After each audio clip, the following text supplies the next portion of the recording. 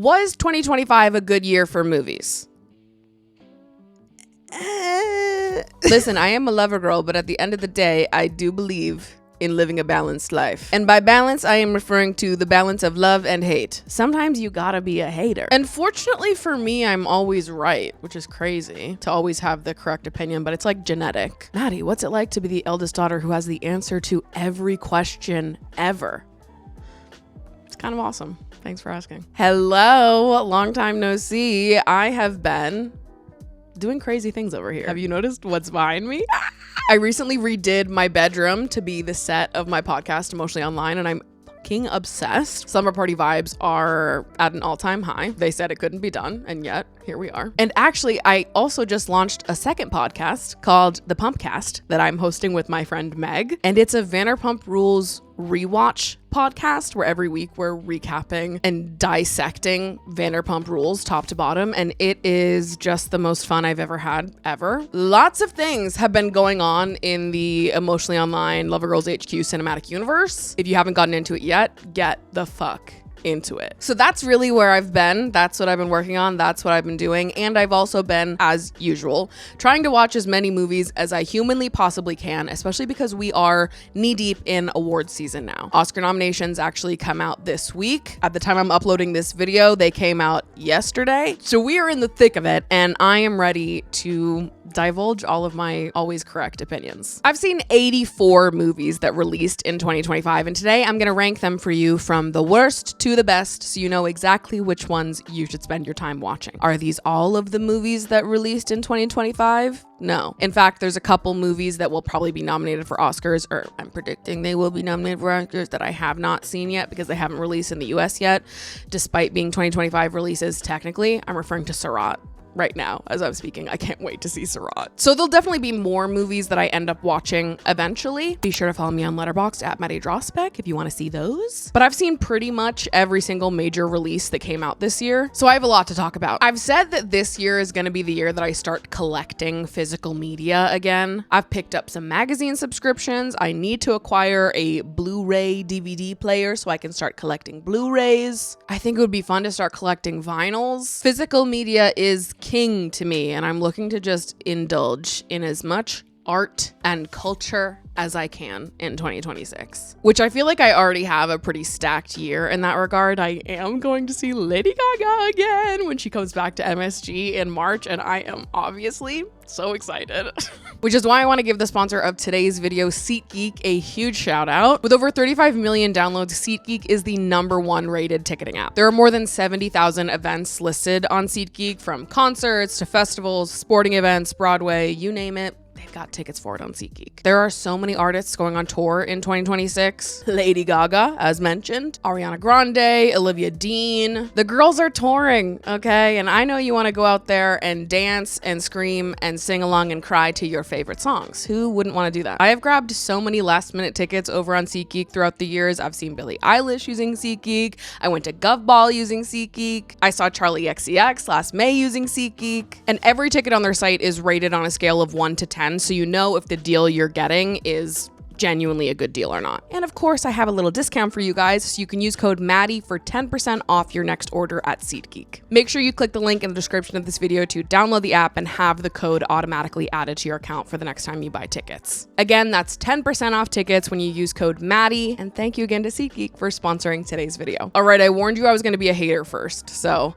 let's start with the movies that I gave a half star this year, of which there was only one. Yes, there was only one movie so bad it was worthy of a half star ranking from me. Now, I have never walked out of a movie before. I have never been at a movie theater, at a screening, watching a movie that I hated so much that it inspired me to leave. Mostly because I believe that if I'm gonna be a hater, I wanna have all of the information available to me so I can commit to my choice to being a hater. I want to have the information for myself. I want to have all of it. I don't have all the information. I can't fully give you my take. So I've never walked out of a movie before. However, this movie was the closest I have ever been to walking out of a theater mid-show. And this movie is Love Me. I don't know what the fuck I thought was gonna happen or how I thought this movie was going to resonate with me, but obviously I fucking hated it. Love Me is about a buoy and a satellite that fall in love with each other years after humanity's extinction. I don't know either, you guys. I don't know. I don't know why I went to go see this in theaters. I don't know. I've regretted it every day since. Somebody on Letterboxd said it was like WALL-E, but they fuck, which is a really, really, really nice thing to say about this movie. You spend like half of the movie looking at these like metaverse generated icons that talk to each other. It is so stupid. Any commentary that the movie thought it was making on connection in the digital age and technology's impact on relationships and yada yada whatever, any thoughtful commentary that the movie set out to have, in my opinion, was not successfully had. They didn't land the fucking quadruple axle backflip. It came no close to it. They face planted so aggressively, I was concerned. Like, do you remember when the metaverse first came out and Mark Zuckerberg kept talking about what a fucking revelation it was? And it was basically just like if they gave you a sim and let you walk around a chat room. It was like the waiting area of the Me screen on Wii. Imagine if you saw Mark Zuckerberg talking about how groundbreaking the metaverse was and then thought to yourself, we should make this a whole movie. Dude, what if there was a love story in the metaverse and it was a movie? It was a whole 90-minute movie. And we cast Kristen Stewart and Steven Yeun and we gave him titties. Yeah, it was so bad. It was actually so bad. Now moving on to the 1 stars, of which there was only 1 this year. So maybe this year wasn't as bad as I thought it was, but it was still pretty bad. My only 1-star movie this year was The Running Man.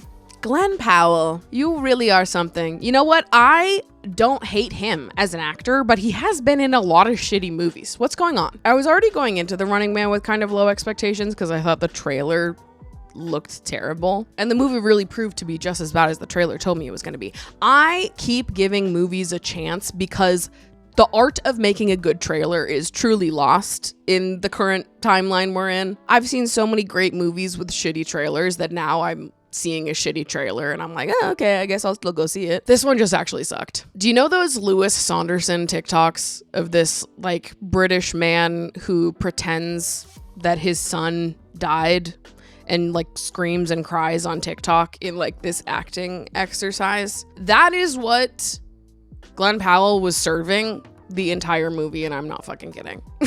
The writing was so unexplainable to me. And again, I don't even necessarily think Glenn Powell is a bad actor. I just think that he is given really bad source material. I don't know. I liked the concept of this movie, but the execution was so laughable that I could not give it more than a 1 star. All right, we're moving and grooving. The 1.5s. Let's go. Another Simple Favor. We had very low expectations for this one. The first movie is not fantastic. It is significantly better than this one. There is this one scene towards the end of the movie where someone tumbles off a cliff, and it is one of the funniest shots I have seen in such a long time. That is the primary reason why this movie got a 1.5 star, because I had to pause the movie. I was laughing so fucking hard. It looks crazy. A House of Dynamite. No. A House of Dynamite is the story of a missile being launched at the US and the subsequent race to determine who's responsible and how to respond that follows. Rebecca Ferguson baited everyone with the trailer to this movie. You go into this movie thinking that she's going to be a major character. She's not. Mostly because the movie is split into 3 parts where you're told the same story 3 times. And the story just isn't that entertaining. The viewing experience of this movie felt like when someone's telling you about a dream they had and you're like half in, half out, like, I really don't give a fuck about your dream. Listen, I'm not trying to be a dream hater. I want to hear about your dreams, so long as the story does not take over 5 minutes. Imagine someone telling you a 30-minute recounting of a dream they had, and you're like, brother, this is a snooze fest. Like, I just don't care that much. Can we get on to something more interesting. And imagine they got to the end of that 30-minute rant and they're like, actually, I have a friend here. And they wave someone in and a friend walks in and they're like, I astral projected and I met up with this person in the dream. So now this person is going to recount the dream from their perspective. And then that person spends 30 minutes recounting the same dream that you just heard about from their perspective. So minor differences. And then that person is like, and actually, I astral projected and met up with this other person too. And they bring in a third person to retell the same fucking story to you. Is that an awesome concept or what? Well, that's exactly what they did for this movie. They said, what if we told the same shitty story 3 times? Maybe that'll make them like it. No, honey, don't. Ethan Coen, you are an enigma to me. Derogatory. Sort of. Honey Don't follows a small-town private investigator that dives into a series of strange deaths, all tied to a mysterious church. Ethan Coen, sometimes I love you, and sometimes I just don't necessarily understand what's happening inside your head. I watched Drive Away Dolls last year, which admittedly I didn't love, but it was solid enough that I was like, okay, I get the vision. I see what was happening here. Maybe not my cup of tea, but I get it. Honey Don't, I do not fucking get. Honey Don't, I feel like I spent the whole movie being like, okay, where are we going? What's happening here? All right, things are maybe starting to build. Maybe we're moving the story along. Tensions are building. I'm sort of starting to care. And when I was watching the movie, I watched it with my friend August. We paused it because we were going to make drinks. And when we paused it, we realized there was only like 3 minutes left in the movie. And we were like, what? Because there was so much that was still unresolved that we were like, there's no way there's 3 minutes left in the movie. How the fuck are they going to wrap this up in the next 3 minutes?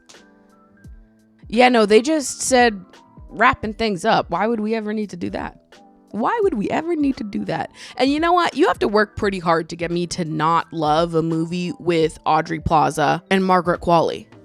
You actually have to work hard. But Honey Don't was trash can garbage for sure. I'm so sorry. Moving into the 2 stars. First up here, we've got On Swift Horses. On Swift Horses was one of these movies that just kind of feels blurry to me by the end of the year. You could see what it was going for, but I think a lot of the romantic longing and yearning and repression that was sewn into the script just didn't feel as rich as it probably could have. I thought the writing was a little bland. Opus. A young writer is invited to the remote compound of a legendary pop star who mysteriously disappeared 30 years ago.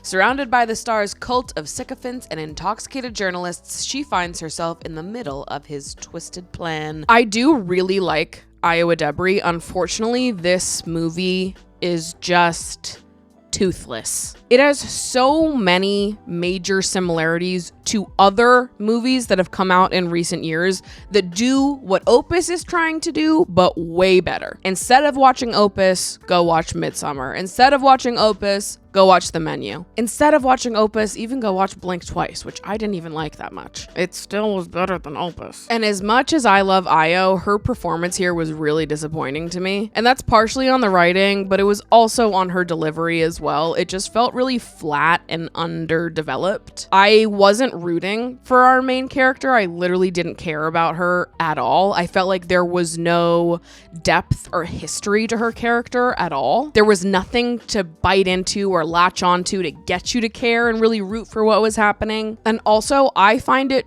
so boring and just like lazy writing when somebody has an influencer character in their movie and the entire personality of this woman is that she's just a vapid, self-centered hot girl who has worms for brains. I just think there's more interesting commentary to make about the character of an influencer and who that person could be in your movie or what their story is. The second there's an influencer character and it's just like a dumb hot girl with a phone addiction, I'm like, ugh, I'm bored. I'm actually so bored because there's so much else you could do with that character and you go for the lowest hanging fruit every single time. It's just boring. Death of a Unicorn. I watched this one on a plane. Simply nothing to write home about. Jay Kelly. Jay Kelly is just a movie that follows this famous actor named Jay Kelly as he embarks on a journey of self-discovery and confronting his past and his present. Alongside, of course, his devoted manager Ron, played by Adam Sandler. And Jay Kelly is, of course, George Clooney.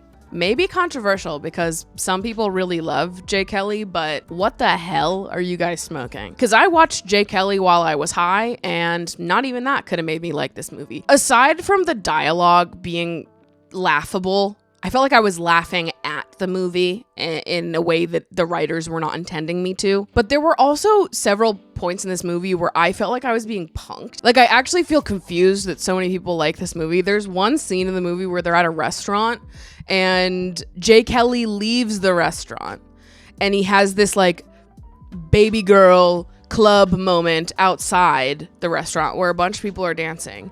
He's there momentarily, and then he goes back into the restaurant, and they tell him that Grandpa had fallen ill while eating spaghetti bolognese and doing yoga. They're in an Italian restaurant. I'm so fucking confused. I'm like, hold on. In the 10 minutes that Jay Kelly walked outside, Grandpa fell ill while eating spaghetti bolognese and doing yoga? Where was he doing yoga? Why was he doing yoga? Is nobody going to explain that to me? And then he was just in the kitchen. He's in the kitchen and they have a stethoscope on him. What the fuck happened? Like, I was so confused. And I'm like sitting there watching it with my friend Jordan. We're both laughing our asses off because I'm like, what is happening? What is happening? Is this not crazy writing?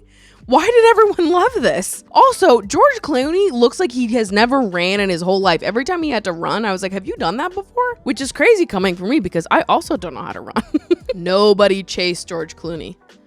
He does not know how to do that. After the hunt, this was so disappointing to me because I do love Luca Guadagnino, but this was just a flop Tina. After the hunt is about a college professor who finds herself sort of at a professional crossroads when one of her students accuses one of her very close colleagues of sexual violence. It wasn't saying anything nearly as profound as the movie thought that it was saying. I just thought it was messy. It was executed poorly, and ultimately so much had to change about this movie in order for it to work.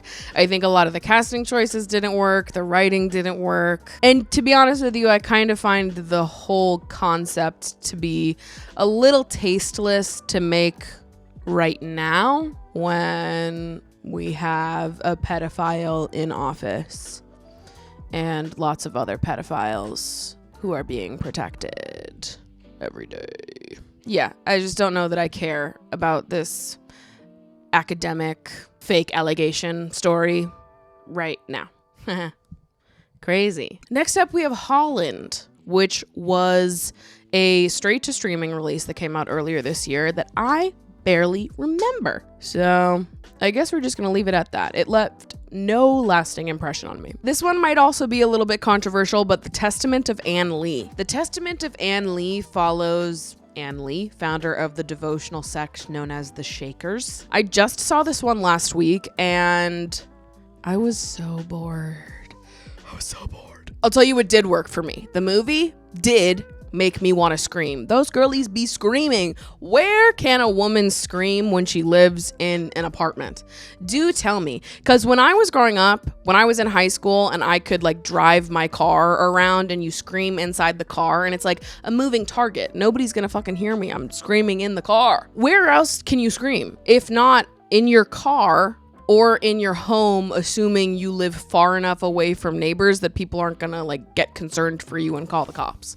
Where can you scream? I just think that there should be more opportunities and spaces for screaming. I think that would be good for everyone. Okay, business idea. Okay, girl boss queen. Here's what I will say. The movie was beautiful. It was incredibly well shot, and I did enjoy the editing at times as well. I also loved the choreography in this movie. Really, the thing that I thought was fantastic was the choreography. Unfortunately, the negatives vastly outweighed the positives for me, and as much as I could enjoy these small little dance sequences and how beautiful they were, the story itself, the plot, what was driving the movie along, never quite landed for me. I can see what they were going for. I didn't feel like it ever truly clicked in place, and I found myself just truly bored the whole way through. Very very minimal emotional impact was had on me, which I think is probably the most disrespectful thing I could say about a movie. Now we're getting into the 2.5s. We've got highest to lowest. This movie was very confusing to me because it's directed by Spike Lee, who is a very talented and well-known, celebrated director who has done a lot of movies set in New York City. This movie, however, feels like it was made by people who have never even set foot in New York before, which is really tough because I feel like this just could have been so much better, but it feels really overproduced to the point where it does not feel rooted in reality anymore. A lot of the editing choices are insane, and I'm telling you, every single second of this movie is set to music. It has the most unexplainable score going on underneath it the entire time. I just was confused the majority of this movie, but you know what? A$AP Rocky was pretty good. Though I will say that the contrast between Denzel Washington, A$AP Rocky, and some of the other actors that they had in the movie was stark. They were way out acting the other people in the movie, which is not fantastic. It's like we're playing two different games within the same scene, and it makes for a very strange dynamic. I'm gonna lump the next three together because I don't have a lot to say about any of them. I've got The Naked Gun, Freakier Friday, and The Home. The Home was this really shitty Pete Davidson horror movie. I did watch this movie just because Pete Davidson is in it. The Home is about a troubled man who starts working at a retirement home and starts to realize that there's something dark and sinister happening at the home that also happens to connect back to his own childhood. Here's what I will say, because I think there are some people, if you've seen this movie, who might say that a 2.5-star rating is too high for this one. The last 10 minutes of this movie are so utterly insane that I don't care that the first 95% of it was doo-doo butt cheeks. The last 10 minutes of this movie are fucking crazy. I don't even want to tell you what happens. I want you to go watch this movie. You don't have to. It's not a good movie, okay? But if you're looking for a stupid, and I mean truly fucking stupid horror movie to watch, this one could be fun. I think this would be a great movie to watch high. And you just have to go into the movie accepting that it is camp, that it is high art, that it is dumb, and I think you'd have a good time watching it still. So just something to think about. Materialists. Dakota Johnson plays a young, ambitious New York City matchmaker who finds herself torn between the perfect match and her imperfect ex. Spoiler alert, one of them is rich and one of them isn't. This was like a true mid movie to me. I thought it was all over the place, tone switches galore. It starts to say something interesting and then just totally gives up on that point entirely. I never cared about a single one of the characters, and whatever you think is gonna happen at the start of the movie is exactly what does happen. It is the most predictable movie I have watched in a very long time. I will say that they did get me in the end. I did cry a little bit towards the end of the movie. Not that that's particularly hard knowing me. So it did achieve something. I did have some level of an emotional reaction to the movie. It wasn't a total failure, but for the most part, it was not my favorite. Honestly, I think sometimes these movies about dating in the modern age just fucking depress me.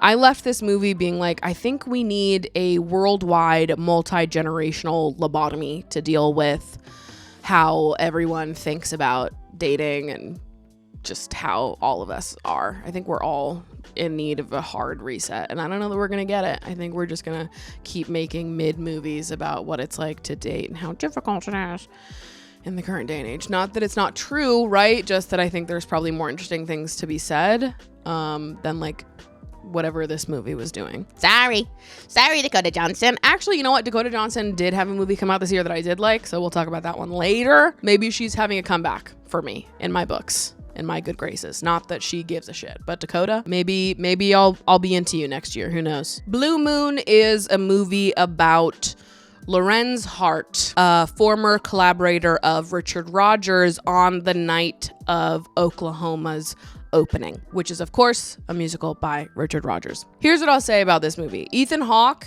did a great job. I thought his performance was really great. I just don't know if I thought it was great enough to warrant a 100-minute runtime of a movie that really doesn't have any other strong performances in it. And it's all shot on one location, which is fine. And there's been a lot of movies that are shot in one room that I have really loved.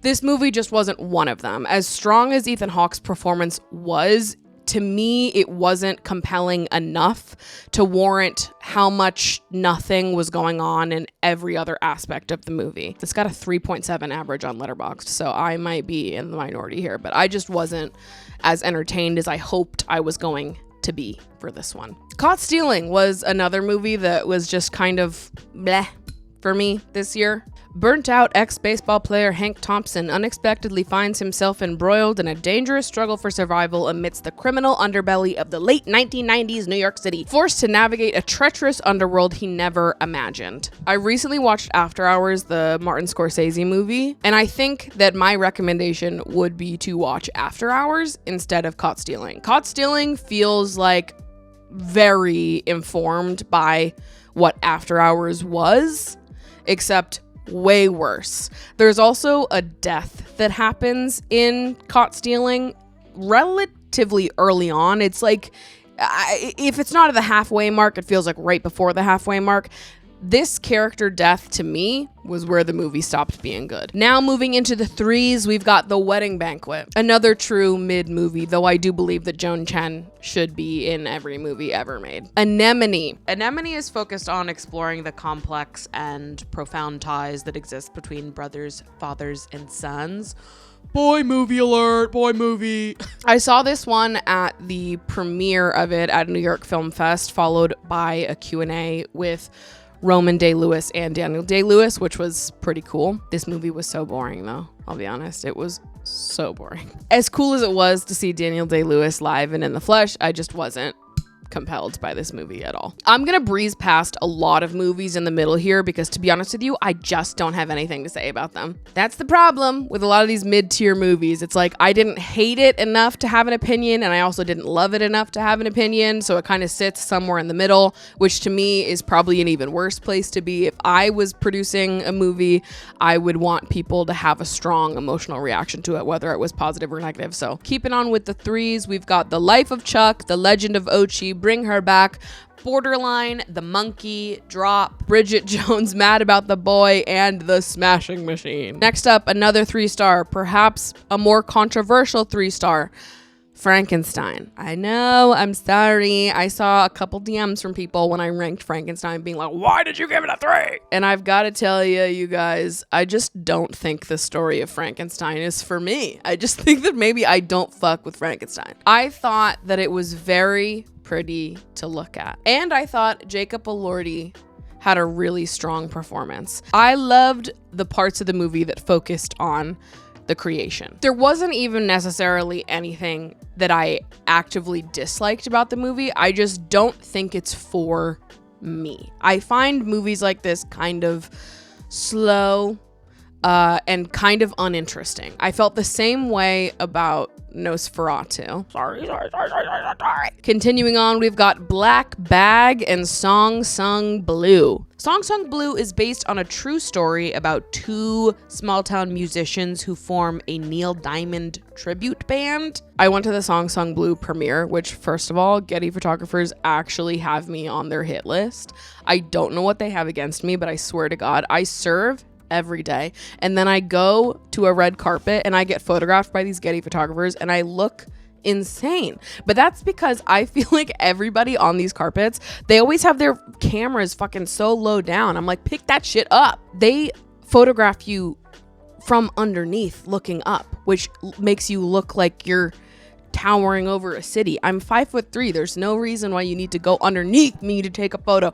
I've never understood why people do that. Like, anytime I've ever asked someone to take my photo and they crouch down and start taking pictures, oh my God, here we fucking go. Never ever do that. Do not go underneath me to take a photo. I don't need to be towering over the camera, okay? It makes me feel like the kid in Toy Story, like fee-fi-fo-fumming over to fucking Buzz Lightyear. Do not get me from that angle. I don't want to see it. You better hit me at eye level every fucking day of the week or we're done. We're done. And I feel like these Getty photographers are always like, "Ooh, over here. I'm 5'3". Just stand up straight, okay? There's no reason why anybody should be looking up at me. Ever. This is why I don't fuck with babies, okay? Next up, Mickey 17. I had such high hopes for this movie. Mickey 17 follows the story of this guy named Mickey who is an expendable, aka he dies for a living. They send him out into these high-risk situations to see what happens. He dies. They make another copy of him and he gets sent out again. But what would happen if they accidentally printed another copy of him before the copy before had officially died? This is one of the movies I was most excited about going into 2025. But again, I was just so bored. So continuing on with the boring movies, because this year there's been so fucking many of them. We've got Magic Farm, Springsteen, The Long Walk, Dead Man's Wire, and Eddington. Slowly but surely, we're starting to get to the good stuff here. Next up, we have Oh Hi, a movie where a woman has a very normal and measured reaction to learning that the guy that she's been dating, or that she thought she was dating, has actually only been playing house with her and has no intention of actually dating her, even though they've been acting like they've been dating for a long time now. But to him, that wasn't dating. To him, that's just how you act with women you have no interest in dating. You just play house with them and be romantic and cutesy and go on a weekend cabin retreat vacation with them. Yes, that's not dating at all. Why would you think that? Anyways, I don't think she did anything wrong. The Mastermind, starring Josh O'Connor. Yes.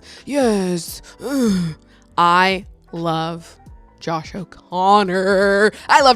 He is just fantastic in everything he's in. This is a movie about an art heist. It's fun. He's sexy. Good times all around. Companion. Here's what I'll say about Companion, because I saw it at the beginning of last year. Looking back at it now, it was very entertaining. I had a good in theaters viewing experience for that movie. I think that's particularly horror movies are more fun to watch in theaters, and even when they're kind of shitty, if you have such a good experience, like giggling and gasping among a big crowd of people, I think it's still worth it. And I saw Companion in a packed theater. I believe it was opening weekend for the movie. So despite feeling pretty about the movie immediately after I left the theater, it has remained a movie that I have thought of several times this year and do ultimately recall with fondness. Companion is, of course, a movie where a group of friends go on a little retreat vacation to a lake house. A lot of things happen, but the movie is primarily about one of the girlfriends learning that she is a robot that was purchased with the intention of like building a bitch. Her boyfriend bought her and programmed her to have all the memories of the relationship in her childhood that she has. She's not a real person. She's a robot, and she like learns this while on the trip. It is, of course, a horror movie. Murder does happen. Interesting concept, mid-execution. But I still had a damn good time in the theater watching this one. So that counts for something. Next one is probably crazy of me. I'll admit it, but I don't care. Next on my list is You're Cordially Invited, which was this weird and shitty Reese Witherspoon, Will Ferrell comedy that came out direct to streaming last January. I saw this at an early screening in a packed movie theater. So again, that does impact my viewing experience and general score when I'm viewing it in a setting that has a bunch of people enthusiastically laughing and having like a group reaction to something. It does just make everything better.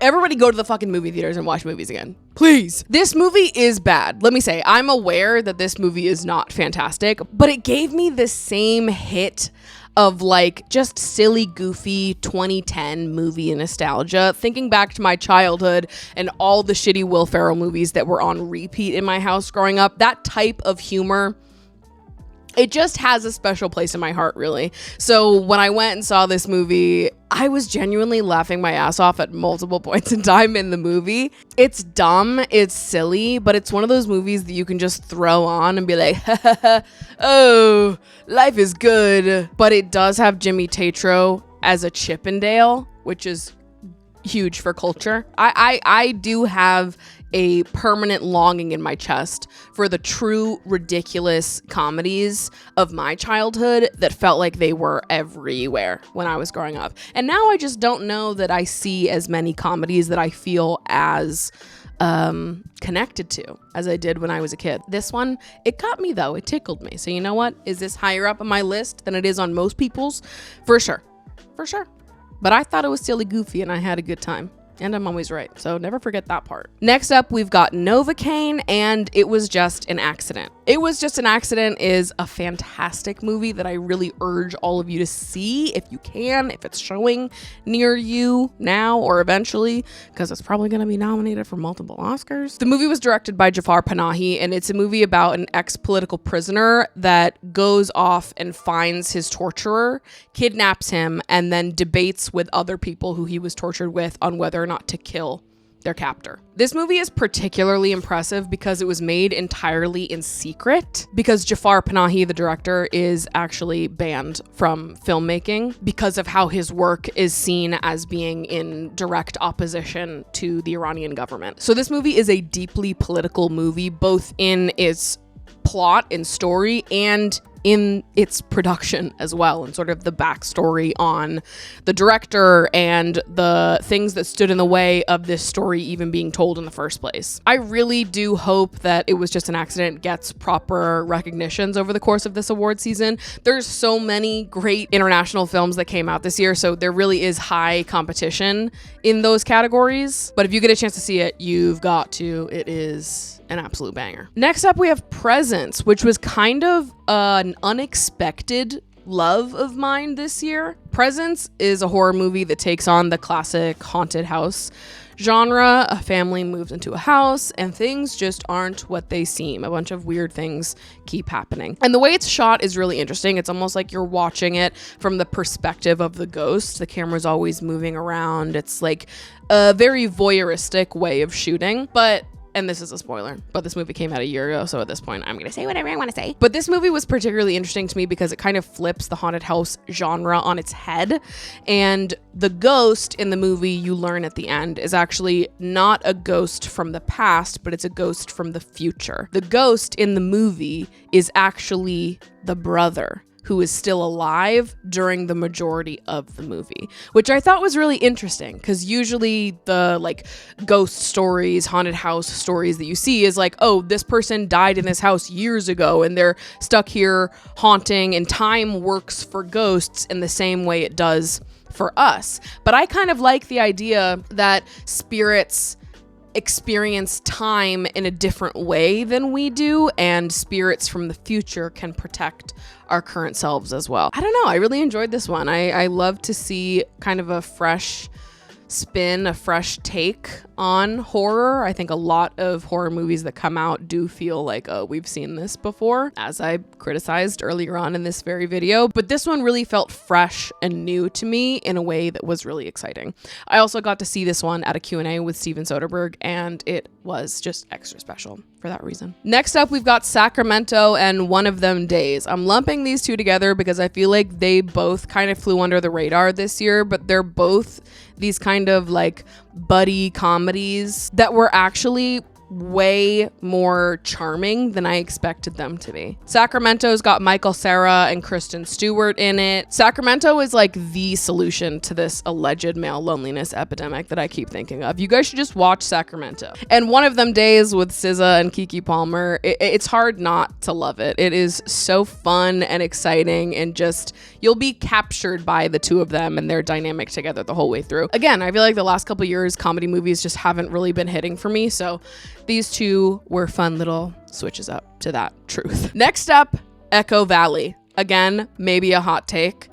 I think a lot of people didn't see this one. And you know what? You don't have to watch it. But it is a movie about a mother, played by Julianne Moore, and her troubled daughter, played by Sydney Sweeney, who shows up one night at her doorstep, covered in blood, asking her mom for help. And it's a story basically about how far a mom will go to protect her child. And also, It's gay. This movie is ultimately just like the movie adaptation of that one Billy Eichner clip where he's like, let's go lesbians. And the lesbians are all running down the street together to get the job done and save the day, presumably.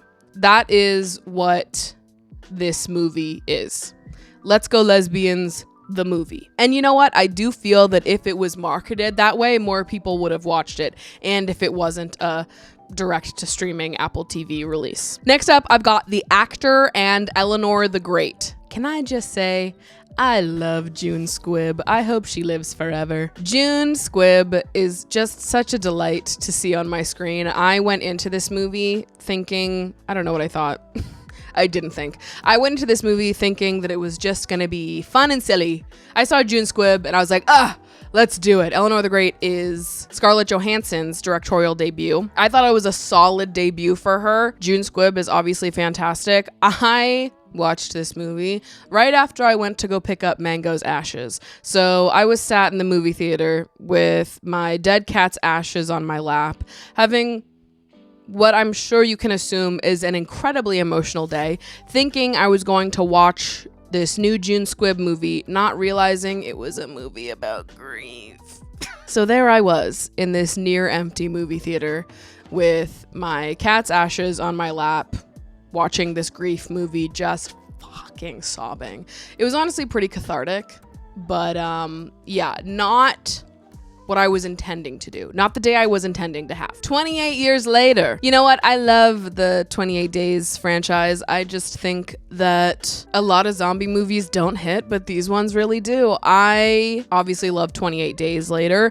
28 Years Later does not quite live up to the 28 Days Later hype, but I thought that it was still solid. At the end of the day, I do just love Ralph Fiennes. I think he is a brilliant actor. I did wish there was more of him in 28 Years Later, but I will say I did just get to go see 28 Years Later, The Bone Temple, the new movie that is coming out in 2026. And that one is a lot more of Dr. Kelson and focused on, of course, the Bone Temple. And it's fantastic. I did like The Bone Temple more than I liked 28 Years Later. Next up, The Phoenician Scheme. You know what? It is remarkable how forgettable this movie is to me now. I almost kind of want to move it down on the list a little bit because of how little impact this movie has had on me, and also how little impact this movie has had on the awards circuit. I feel like I haven't heard a word about this movie over the last couple months. Wes Anderson makes beautiful movies. The casting in this movie really is fantastic. It's a good time top to bottom.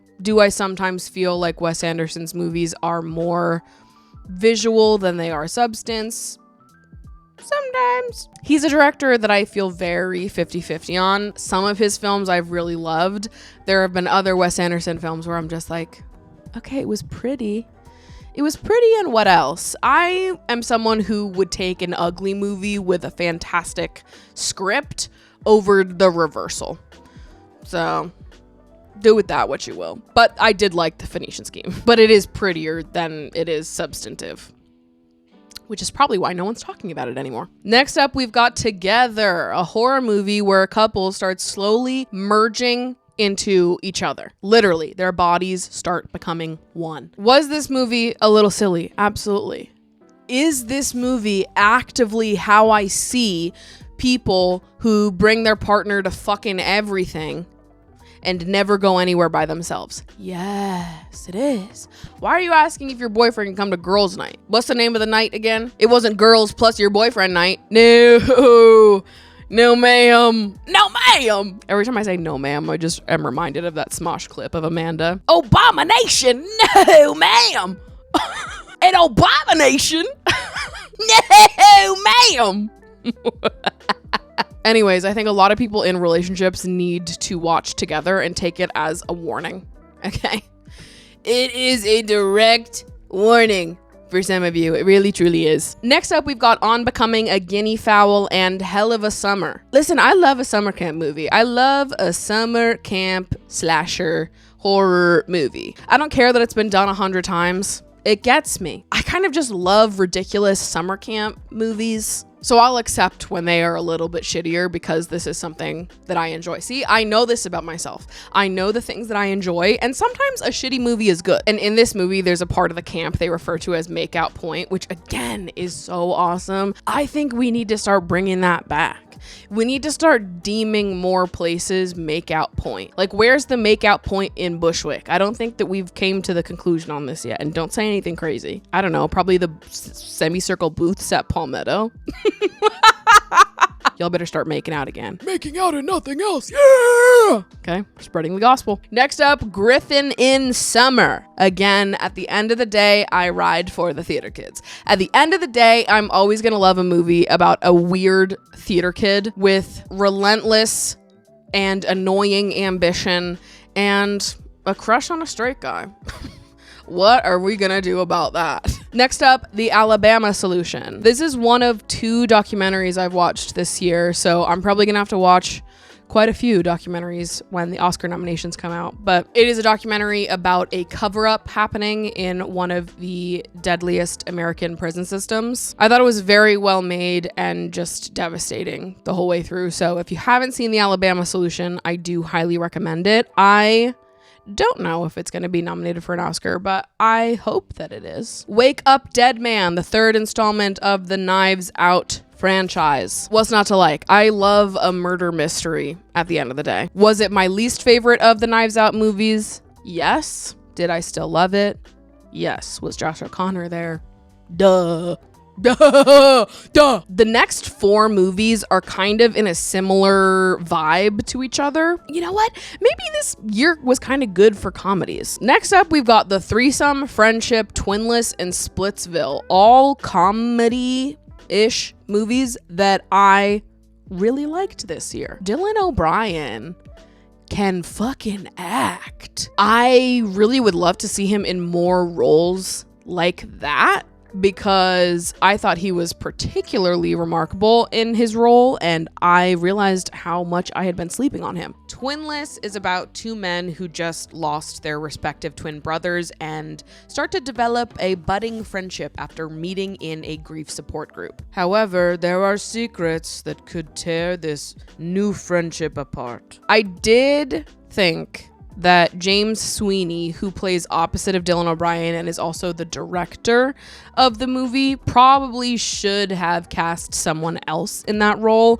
I feel this way most of the time when a director is also playing a leading role. I don't love that. I think that usually 9 out of 10 times they should have just picked one. And this was a movie that I wished James Sweeney was not cast in that role. I think he was fine as a director, but I didn't love his performance opposite Dylan O'Brien.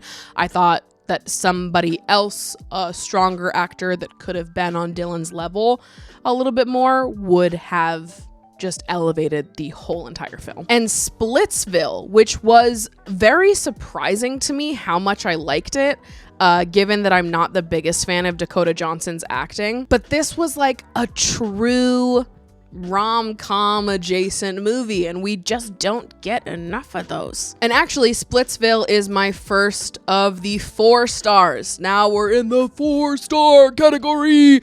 Let's go! I've only been sitting here talking to myself for 2 fucking hours, so editing me, I am so sorry. The Perfect Neighbor.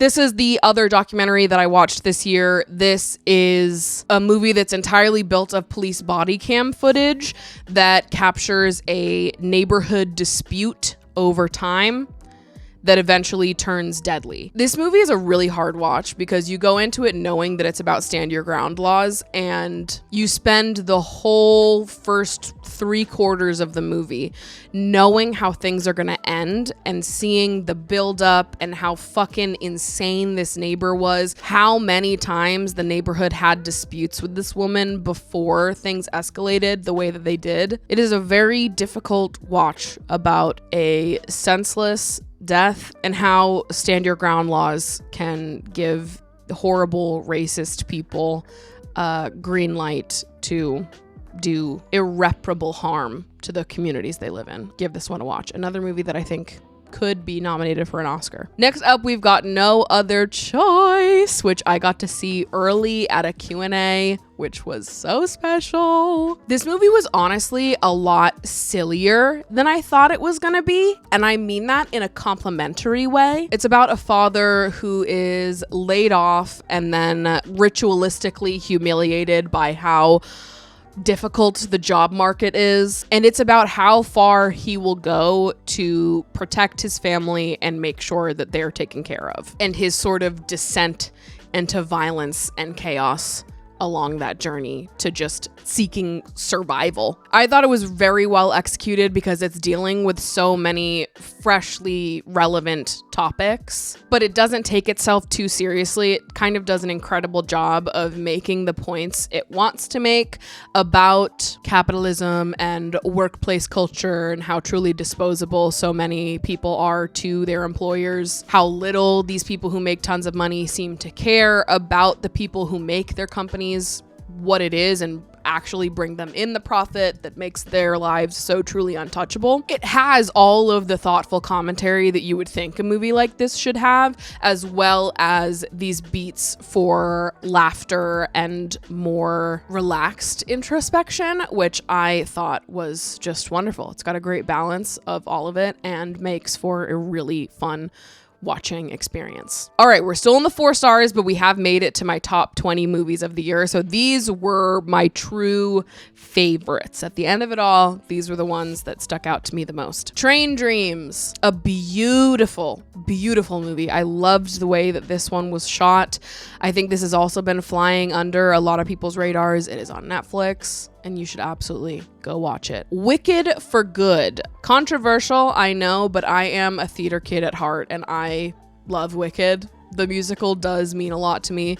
I spent a lot of summers singing songs from Wicked with my friends and my sister, performing those songs at theater camp. So I knew I was gonna love part 2. I saw it opening night in a theater by myself, and I listened to For Good and cried my fucking eyes out while clutching my mango necklace, and it was everything I wanted it to be. Is part 2 as good as part 1? Absolutely not. But that's true of the stage show as well. To me, Wicked Part 2 is really for fans of the musical. I understand why people who their only exposure to Wicked was the first Wicked movie might not have loved this one, because really there's no reason that Wicked needed to be dragged out to this long. Both part 1 and part 2 were so long. These movies are massive. There's really no reason why the story needed to be dragged out like that. I understand why the average person might be like, oh my god, fucking wrap it up. But I think because I'm a theater kid at heart and am a fan of Wicked, it still worked for me, because ultimately I was the target audience. So if you hated it, that's fine. I really liked it. Next up, we've got Lurker, Eternity, The Plague, and The Chronology of Water. 4 movies that I really loved this year. Lurker is, of course, about like a parasocial relationship gone rogue. Eternity I liked a lot more than I thought that I was going to. Davine Joy Randolph is a fucking star in this movie, and whoever did the costuming and makeup for her character, like, she just looked fucking phenomenal. The Plague I just saw last week. I don't think I can ever watch that movie again. It's about a bunch of boys at a water polo summer camp that are basically bullying this one kid and saying he has the plague, and you will get the plague if you touch him. What if bullying at a boys' water polo summer camp was a horror movie type beat? In many ways, it already is a horror movie to be 13 years old. Period. And The Chronology of Water I also really loved. This is Kristen Stewart's directorial debut. Again, I will probably never watch this movie again either, because of how just like raw and agonizing it is the whole way through. I loved the way this was shot and edited. I found it so inspiring. I kind of want to watch it again to take more mental notes about that aspect of the film, but the subject matter is just so intense for me. I don't think that I can. I don't want to spoil too much about the movie, but it follows this young woman who grows up in a challenging environment and throughout her life copes with that in even more challenging ways, and also through writing and swimming. And it's sort of like a story about the unearthing of trauma through the things we do to get through it, and the healthy ways, the unhealthy ways, and everything in between. It is such a truly visceral retelling of what that is like, to unearth and relive your trauma in order to get through it and create something meaningful in art and of yourself. And it truly moved me. But yeah, it was really intense, and I don't think I'll ever be able to watch it again. But Kristen Stewart, my God, am I excited to see what she cooks up next. I feel like maybe Kristen Stewart was destined to be a director all along. Next up we've got Is This Thing On? It's a story about a couple going through a divorce, and it is allegedly very much inspired by Will Arnett, who plays the main character. His real life divorce from Amy Poehler and their sort of split. I believe it is loosely inspired by that very real story. And I thought it was great. Directed by Bradley Cooper. Sometimes he hits, sometimes he doesn't. Star is Born was fantastic. Maestro, not so much. Is This Thing On? Really worked for me. Bradley Cooper is also in the movie. He plays a smaller part, which I'm okay with. When the director plays a smaller part, that's fine. I just don't love when the director plays the lead, which I guess he did in both A Star Is Born and Maestro. It worked in A Star Is Born, it didn't work in Maestro. Really, truly hit or miss. He plays a side character in this one, which I am okay with, but there's a scene early on in this movie where Bradley Cooper slips and falls while holding a jug of milk, and the milk goes everywhere, and it's honestly one of the craziest falls I've ever seen. It's almost hard for me to believe that it's not real, you know? I'm like, is he okay? Next up, we've got Sinners. I got the absolute joy of seeing this in 70mm on the night it was released, and it was so special. It was also very special because I went into it not knowing that Michael B. Jordan was playing twins, and spent the first 45 minutes of this movie so deeply confused. But it actually took me a second to accept that he was playing twins, because I didn't know. So that was a jump scare for me. And I would like to rewatch Sinners now, knowing what I know, because I feel that I was truly distracted the first half of the movie while I was working through in my brain what I was witnessing. But I, like everyone else on planet Earth, really liked Sinners. I always try to go see movies the weekend they're released, because I do love watching movies and forming my opinions about them before the general public has the time to like watch it and analyze and rip it to shit on TikTok, and before, you know, the Hive has their opinion on a movie. I like to have my own opinion before I am able to be influenced by all of these external sources. So seeing a movie opening weekend just helps me watch a movie without hearing all the noise, and that's a beautiful thing. And sometimes it's also great to go back and revisit a movie after hearing all of the commentary and the dissection of the production, so you can see it in a new light. And that is something that I would like to do with Sinners, having consumed so much media talking about it and dissecting it and just getting more into the production aspect of the film. Oh my God, my makeup was running down my face and none of you even told me, you bitches. Next up, we've got Urchin. This was the Harris Dickinson directorial debut that also went pretty under the radar, and it was a smash hit. The actor who plays the lead was so good, Frank Delane. I don't know that I've ever seen him in anything, but he was fantastic. Urchin is a story of this man in London, Mike, who is trapped in a cycle of self-destruction, attempting to turn his life around. That is sort of met with new chaos and obstacles at every corner. It is very emotional. It's difficult to watch at times. And again, I just thought the lead actor was so fantastic, and I was really impressed with what Harris Dickinson was able to do for his first direction. Him and Kristen Stewart, I am very interested in seeing more direction from them. I do enjoy both of them as actors, but I wonder if maybe them as directors is more resonant for me. Die, my love. I love Lynn Ramsey. We Need to Talk About Kevin is one of my favorite movies of all time. So I was very excited for Die My Love. Die My Love was probably the movie I was most excited to see this year. Jennifer Lawrence, Robert Pattinson. One of many movies this year that was kind of a case study on motherhood and being a woman, and it was fantastic. And honestly, thank God, because I needed a Robert Pattinson win after Mickey 17 was such a flop for me. Sentimental Value, another banger about family dynamics, eldest daughters, younger sisters, absent parents, and the generational trauma that gets carried with us. We've got banger performances back to back to back in this movie. Every single actor woke up and they were like, I'm gonna give it the performance of a lifetime when they walked onto set when they were filming this fucking movie. It is fantastic.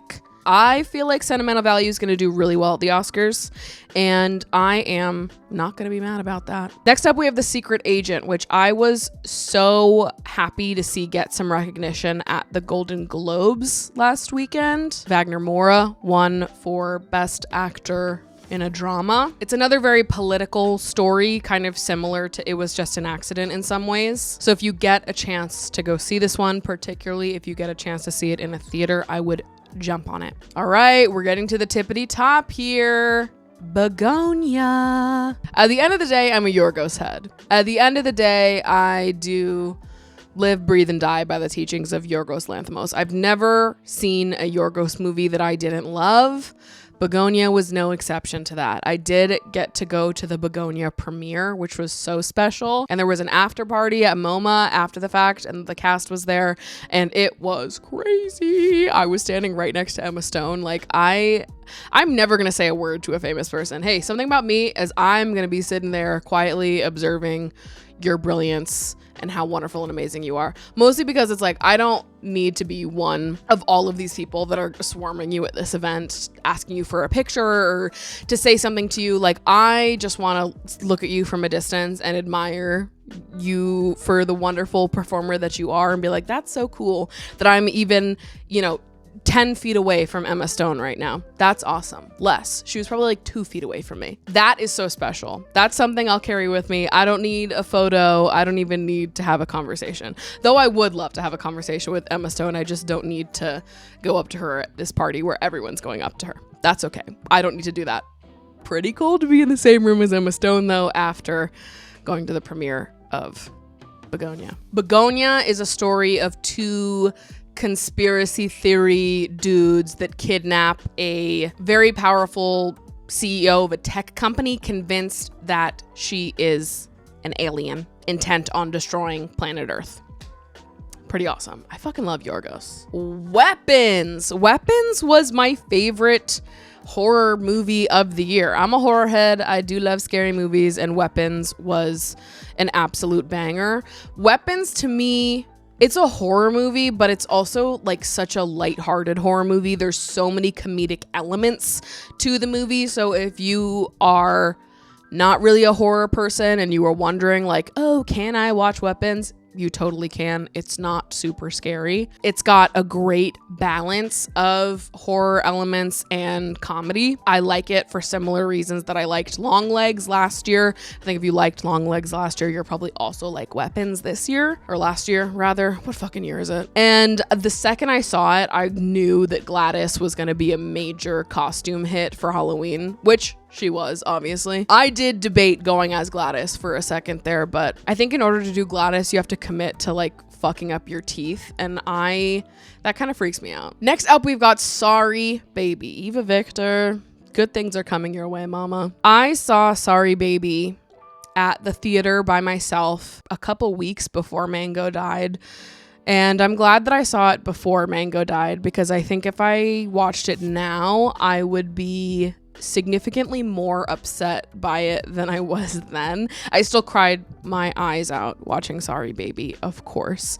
Trigger warning for sexual assault. That's kind of the center point of Sorry Baby, is this woman's experience of sexual violence and sort of the grappling with it and moving through it that happens after the fact. And the reason why I say it probably would have upset me more if I watched it after Mango died is like, I mean, the movie tells what it's like to be a survivor of sexual violence so well. And I was crying throughout the whole movie because I, like many other women, understand these subjects in a deeply personal way. And there's a scene that happens in Sorry Baby where she is crying and having a panic attack in her car in this parking lot on the side of the road, and this man comes up to the window and starts talking with her. He ends up giving her a sandwich and they sort of eat it together while sitting on the ground of this parking lot, and he's asking her questions, just making sure that she's okay. And it's like this moment of generosity and kindness from a stranger, seeing someone who is experiencing something terrible. They don't know what, but they see someone in distress, and you have this moment of like true human connection. And this stranger asks her, "Are you okay in your house?" And she pauses for a second, and her only response is to say, "I have a cat." And this cat is like such a center point in the processing of her grief and like how she is taking care of herself in the aftermath of what she went through, which really, really resonated for me, because in the aftermath of my own experience with sexual assault, Mango, she was the thing that got me through the week. When it happened to me, I had family visiting that weekend, and they were coming the very next day. And I didn't want to tell anyone because I didn't want the whole weekend to be about that. And I didn't want to ruin anybody's time. But of course, I was like so emotional that weekend and so deeply not myself. And I'm not someone who can hide how I'm feeling. I am literally physically incapable of suppressing how I feel. So I was really weepy that weekend and just kind of in a sour mood, and I couldn't really rally to have a great time with my family when they were here. And nobody in my family questioned me being weepy or a little bit moody, because to be honest with you, I've kind of always been like that. Not that I'm always weepy or moody, but just that it's not shocking that I am sometimes, since I famously do not hide or bury my emotions well at all. You will know how I'm feeling. I very much wear my emotions on my sleeve. I just can't suppress anything. But anyways, I say all of that because during that time, the only living thing that knew what I was going through was Mango. And I came home every night and she would lay on top of my chest and lick my face so that I'd kiss her. And she took care of me in ways that I will truly never be able to thank her for. And so, needless to say, this movie really resonated for me because it understood how profound it can be to have an animal companion take care of you in your moments of trauma. That even though this cat can't possibly understand the intricacies of what I went through, she took care of me better than anyone on earth possibly could have. I felt not myself for so long after that, particularly the first month after it happened. I felt like I was a zombie, and Mango just took care of me the whole way through. If I had legs, I'd kick you. Another really wonderful capture of what it means to be a woman, more specifically what it means to be a mother.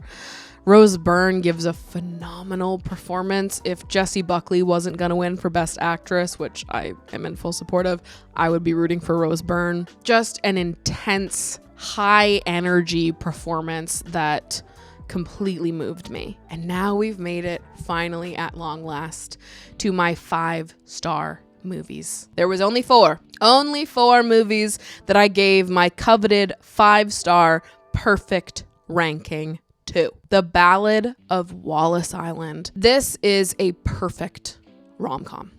It is perfect in every conceivable way.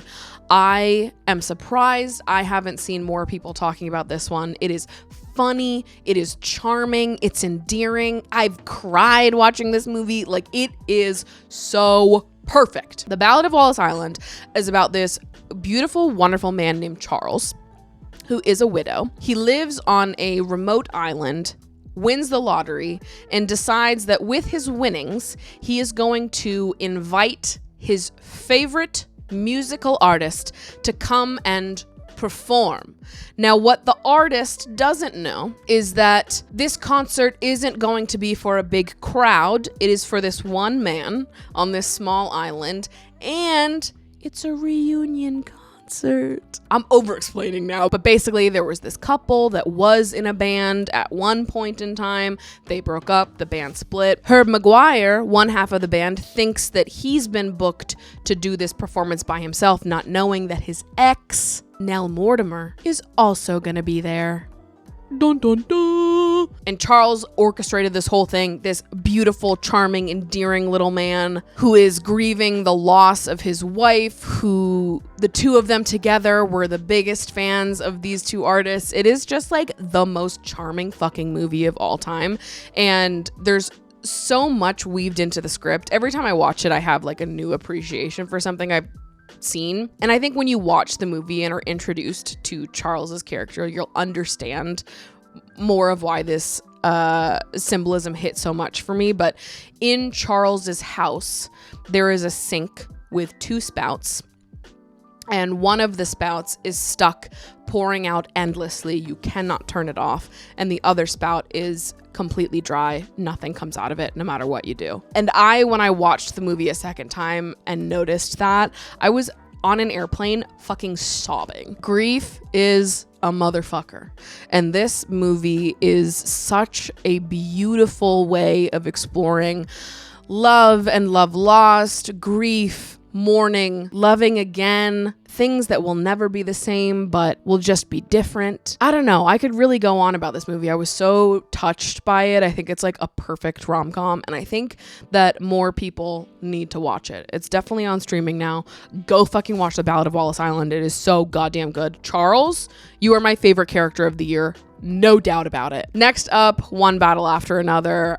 Unsurprisingly, one of my favorite movies of the year, an easy 5 stars. I thought Sean Penn was amazing. Tiana Taylor, Chase Infinity, Leo, everyone was just giving like all-timer level performances. You're on the edge of your seat the whole way through. There's not a moment in this movie where it drops the pace or leaves you wanting more. Like, I feel like they just give you everything. They lay it all out there, and it is electric. It's unbelievable in literally every conceivable way. There's nothing I don't love about this movie, and me, as well as everybody else on Earth, will be thinking about that car chase scene with the mountains for probably the rest of my life.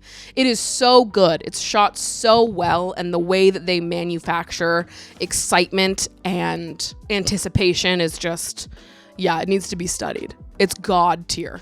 God tier. Next up, my number 2 of the year is Hamnet.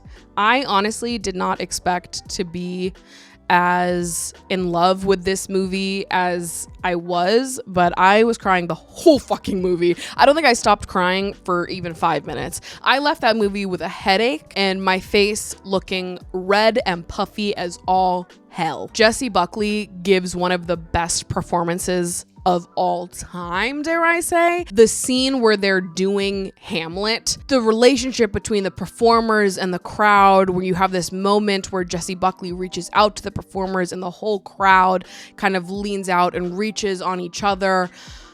Oh my God. The whole thing left me breathless. I felt like I was truly catching my breath the entire Uber home after the final shot of that movie. The portrayal of grief, the isolation of it, the performance of it, observation of it, sharing of it, the warmth and healing that comes with searching through it, digging through it on your hands and fucking knees, pulling up all the pieces of yourself that remind you of them, reaching out and holding it in profound, deep, full body adoration. These performances literally made me feel like my chest was caving in. Like, it was unbelievable. I was so moved and just particularly resonated with me this year. Oh my God. And last but certainly not least, my personal favorite of the year is Marty Supreme. Timmy. Okay, it really is Timmy time. Marty Supreme is, of course, a movie set in 1950s New York City following Marty Mauser, a young man with a dream no one respects, becoming the face of table tennis, ping pong, in the United States.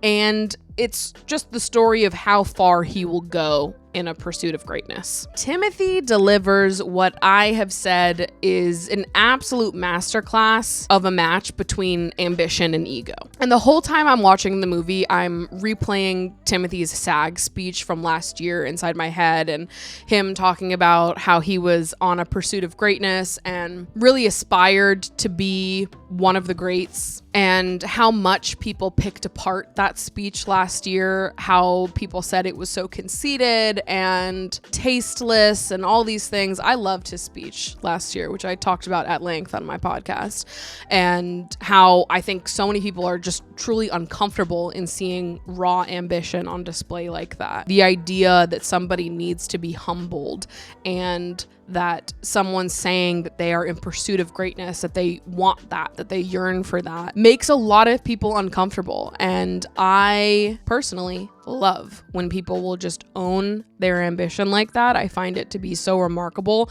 and something that I think is necessary to realized ambition. You don't realize ambition by stifling the part of yourself that wants something big, that wants something fantastic. You don't achieve your dreams when you convince yourself that to dream them at all is to take up too much space and to suppress your ego just to satisfy other people and appear more humble. To have your ambition realized requires a certain level of ego, of belief in yourself, in your sauce, in what you bring to the table. And I really admire how vulnerable it is to admit on the world stage that you strive for greatness, knowing that people are going to pick that apart, and that your performances in the future, people are going to judge against this rubric of what they know you want to become. It's deeply personal, and it's really vulnerable to share that. I thought that it was brave, and it really moved me when Timmy gave that speech last year. Timmy, like I know him. Where is the line between being ambitious and being violently egotistical? Again, I do believe that having an ego is necessary for realized ambition. It's not inherently a bad thing. We all have egos. It's part of why I admire Timothy as an actor, and why I really loved Marty Supreme is because it was such an energizing